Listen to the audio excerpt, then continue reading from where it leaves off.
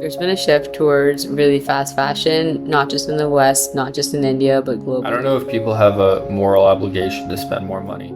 If we talk about slow fashion, I don't think that thing exists. People just want things cheaper and they want them faster.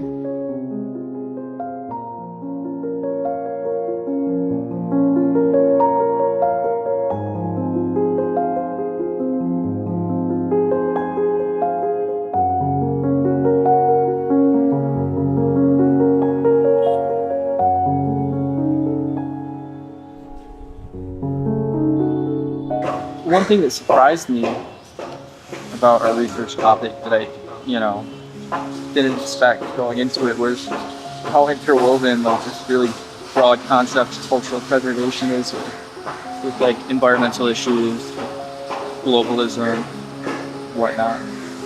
It's not as simple as like, oh, this craft is being diminished, it should be preserved somehow. Like, it's not just that like people don't care, right? There's other like entanglements that I think make it a really rich research topic and problem.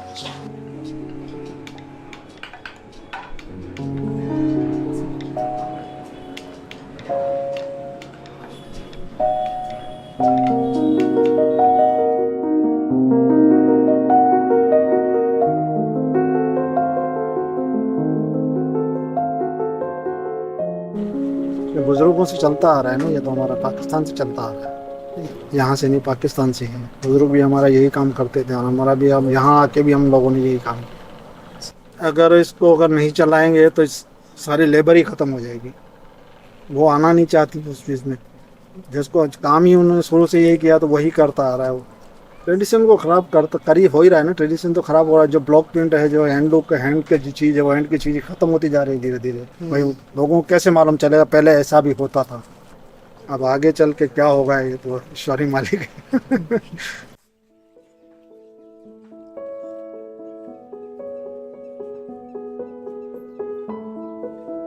In a world consumed by social media, clothing has evolved from being a necessity to being an integral part of people's identities and their perceived place within society.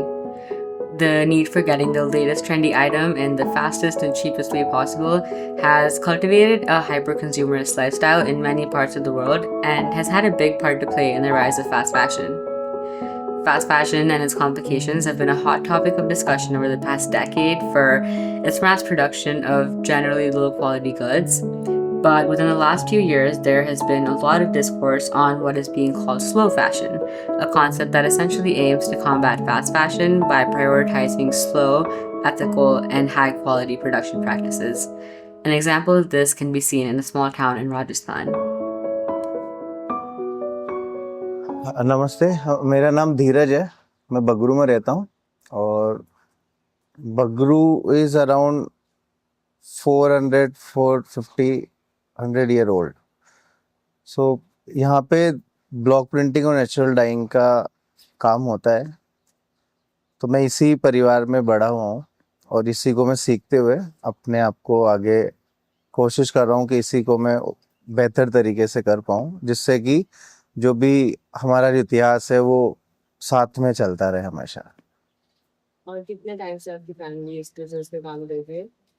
मैं 7th generation हूँ। मैं 7वीं पीढ़ी हूँ इस काम के लिए। तो पुश्तैनी काम है। तो मैं चाहता हूँ कि मेरी जो आने वाली जनरेशन है वो भी इसको करे। तो उस हिसाब से मैं कोशिश कर रहा हूँ किस तरीके से उनको हैंड ओवर किया जाए ये काम, ताकि अभी से ही उनको इंटरेस्ट रहे चीज़ों का। क्योंकि अभी जितनी ही फैमिलीज है वो सब छोड़ने के लिए रेडी है कि उनको नहीं करना, खुद से नहीं करना, ये सब के लिए। क्या लगता है आपको, क्या कारण है कि और लोग नहीं करने चाहते? कारण एक तो थोड़ा सा लेबोरियस है, मेहनत होती है इसमें। बट सच्चाई ये है कि अगर ये काम को कंटिन्यू करना है तो थोड़ा सा मेहनत तो करना ही पड़ेगा। और अभी सब नए नए ऑप्शंस है, अभी लोगों के लिए नई नई मार्केट के लिए नए रास्ते खुले हैं, ऑनलाइन थिंग है, सब कुछ है। लेकिन जब तक खुद से इस काम को नहीं करेंगे तो फाइनली जाके कभी न कभी इसकी ऑथेंटिसिटी ख़त्म हो जाएगी। बचपन से मुझे शौक रहा है ये सब करने का। तो जैसे बहुत, जैसा आपने भी मेरे बच्चों को देखा होगा, बहुत छोटे हैं, तो उसी स्टेज से ही जैसे उनकी, जैसे मम्मी की पापा की मदद करना, कभी खेलते खेलते काम करना, जैसे कभी कोई बाहर से आया तो उनके साथ में कुछ उनकी मदद करना, तो ऐसे धीरे धीरे इंटरेस्ट रहा और फिर मुझे कभी लगा नहीं कि मुझे नहीं करना चाहिए। ट्रेडिशनल चीजें जैसे बगरू प्रिंटिंग है, डाबू प्रिंटिंग है, सब कुछ टेक्निक एक ही है, सब लोग 400 लोग यूज करते हैं। बट हम आज से 100 साल पहले, 70 साल पहले अगर हम देखते हैं, जो काम बगरू में हुआ करता था वो आज हम मुश्किल से कहीं देख पाते हैं। उसका रीजन है कि सबको जल्दी चाहिए, प्रोडक्शन करना है और बस जल्दी बनाना है, एथिकली और एथिक्स सब भूलते जा रहे हैं। स्क्रीन प्रिंटिंग का एक अपना रोल है, डिजिटल प्रिंटिंग का एक अपना रोल है, और जहाँ हम हाथ से बने हुए कपड़ों की बात करते हैं उसका एक अपना मजा है। तो इट्स ए फील, जो फील कर सकता है उसको इसका वैल्यू है। स्क्रीन प्रिंटिंग है, डिजिटल प्रिंटिंग है, आप एक दिन में तैयार हो जाता है कपड़ा, आप जितना चाहो उतना बना लो, उसके पीछे कोई कहानी नहीं है। एक पूरी कम्युनिटी है जो इस काम को करती है, ब्लॉक प्रिंटिंग को, अपना एक उसका तरीका है। सुबह कैसे उसको कलर बनाना होता है, वो सुबह ही उसको डाइंग करना होता है, रात को नहीं कर सकते, शाम को नहीं कर सकते, दिन में भी नहीं कर सकते। सो उसका एक पूरा स्टोरी है, अपना तरीका है काम करने का, जो हाथ से जो छपाई होती है, जो कलर्स उसमें यूज होते हैं, इट्स ए प्रोसेस, महीनों का प्रोसेस है। अब जहाँ पे किसी प्रोसेस में महीनों लग रहे हैं तो उसमें कुछ कला भी है, कुछ उसका एसेंस भी है, कुछ कितने लोग उसमें जुड़े हैं वो भी है। दिखता है कपड़ा लेकिन उसके पीछे बहुत वैल्यूज है, कई फैमिलीज है जो उसी पे निर्धारित है।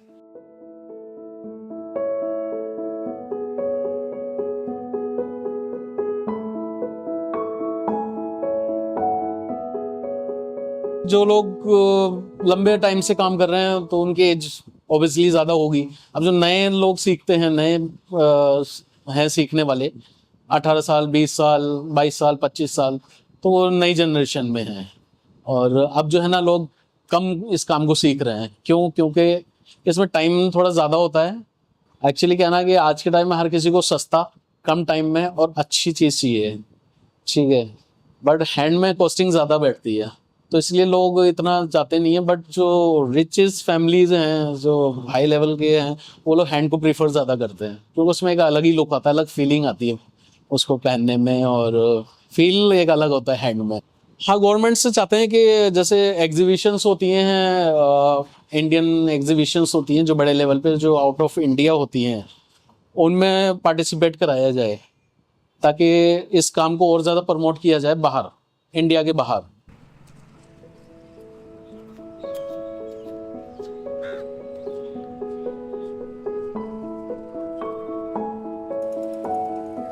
Block printing is well known as an environmentally friendly craft due to its use of natural dyes and its handcrafted process. The fact that the entire process is done by hand from beginning to end while still using the traditional colors is a positive thing in a world where industrialization has taken over. However, there are a lot of grey areas regarding the flip side of environmental effects that are often overlooked. Bringing more awareness to these issues is important as we talk about preserving the craft for future generations. Environment के लिए भी better होता है। Maybe I don't know, sure. not sure, but I guess it's better. ये लंबे time से चल रहा है काम, करीब राजा महाराजाओं के टाइम से, जब तो नेचुरल जो कलर्स होते थे, फ्रूट से, घास हो गई, ग्रास हो गई, उससे, फूल पत्तियों से, इनसे कलर बनाए जाते थे पहले। अब वो प्रोसेस होता है बहुत लंबा और बहुत लेंथी, उसमें टाइम भी, मेहनत भी ज़्यादा लगती है, और मेहनत के हिसाब से लोगों को जो मेहनत का अमाउंट मिलना चाहिए वो नहीं मिलता। फिर ये धीरे धीरे करके केमिकल वगैरह आ गए तो वो सस्ता हो गया, तो इसलिए चल रहा है। बट अभी भी कुछ बहुत कम अमाउंट में लोग हैं जो नेचुरल प्रिंटिंग को प्रीफर करते हैं। नेचुरल में भी जो फूल पत्ती वगैरह, इनसे कलर बनते हैं, फ्रूट से, फलों से, तो वो होता है, लेकिन बहुत कम होता है। पानी तो लगता है इसमें, क्योंकि इसका वॉशिंग वगैरह में इसमें पानी जाता है ज़्यादा, और फिर पॉल्यूशन भी थोड़ा होता है, क्योंकि कलर्स हैं नेचुरली। अगर नेचुरल कलर है तो उससे तो पॉल्यूशन नहीं है, बट जो केमिकल है उससे पॉल्यूशन है। तो इस चीज़ की और गवर्नमेंट प्लानिंग कर रही है कि इसको कैसे कंट्रोल किया जाए। काफ़ी उन्होंने प्रोग्राम चलाए भी, लेकिन हुए नहीं, सक्सेस नहीं हुए। वेस्ट वाटर कहीं सही जगह जाए, नदी नालों में पानी जाता है तो एक पॉल्यूशन फैलता है, तो नहीं हो पाया। नहीं हो पाया वो। जी बिल्कुल, इसमें सुधार की जरूरत है। और मेरे ख्याल गवर्नमेंट की जो एनवायरमेंटल पॉलिसी है वो इस पे वर्कआउट भी कर रही है। धीरे धीरे फैक्ट्रीज को उसके लिए एजुकेट किया जा रहा है, टीच किया जा रहा है, और बेसिकली ये बताया जा रहा है कि जो वेस्टेज हम वाटर के रूप में या एयर पॉल्यूशन के रूप में या फिर जिस भी तरीके से हम निकाल रहे हैं, वो पॉल्यूट ना होकर के उसको फिल्ट्रेशन किसी भी तरीके से करके। All the artisans we've spoken to have expressed interest in accessing larger markets to generate more income for their families and preserve their craft into the future. Realizing these aspirations may be complicated by the relationship between ancient practices and the environment. Indigo dye has been used since forever to create block print patterns. Natural indigo is made from a fermentation process. Although it's organic, when released into waterways, indigo is toxic, killing fish and harming humans and animals if they consume it. This is a problem, as globally, consumers care more about environmental issues now than ever before.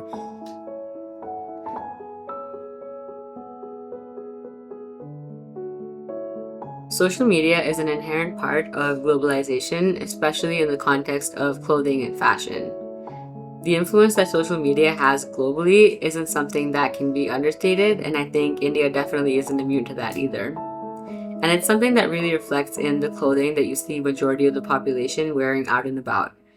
Whether it be due to fashion trends or just sheer comfort, more and more people now are choosing to wear Western clothing, which has caused a natural decline in traditional wear among both men and women in India.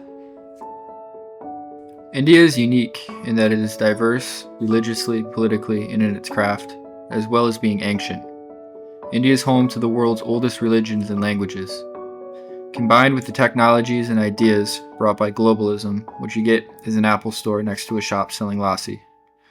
Further down the road, there's Bapu Bazaar, where people are buying textiles in block print, some of which were made in the same way that they've been made for the past 600 years, sometimes by the same families who have been making them for generations.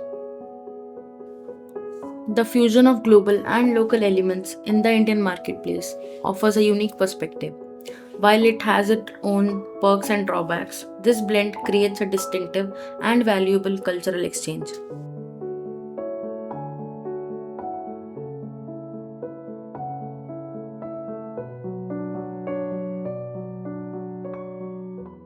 We are more about block painting than, Really? Okay, why do you say that? because it connects our culture, because all of the printing and everything is there, so it's more relatable to us. So actually, basically from here we are in touch of Bombay, and from here we are in touch of Jaipur. So we are connecting both the states. First of all, we come from a family where block printing and traditional clothes are given a lot of importance. A lot of vegetable print. Especially your mother, who is always wearing vegetable print. She's in another store, she's wearing florals today. Yeah. So we have a lot of respect for these prints. And we're sports persons, so we don't wear ethnic on a daily basis. But whatever ethnic we have is printed. So yeah, we have a lot of respect for printing. At the same time, it's important to preserve our culture. And block printing is important. So yeah, it should be eradicated completely, but when people wear ethnic or modern clothes or western clothes, I feel there's nothing wrong with them. So whatever makes me feel proud. आजकल तो prints fashion में ही नहीं है, सब jeans top पहनते हैं। सही बात है। मतलब जैसे हमारा कल्चर है ना, वैसा नहीं पहनता कोई भी। ड्रेस खत्म कर दी, मतलब जैसे हमारी राजस्थानी पहननी चाहिए, पर कोई वैसे पहनता नहीं है। जैसे आप सामने जो ब्लॉग पेंटिंग ये सब हमें कायम रखना चाहिए, आगे बढ़ाते हैं, बढ़ाते हैं। क्योंकि हमारा कल्चर के लिए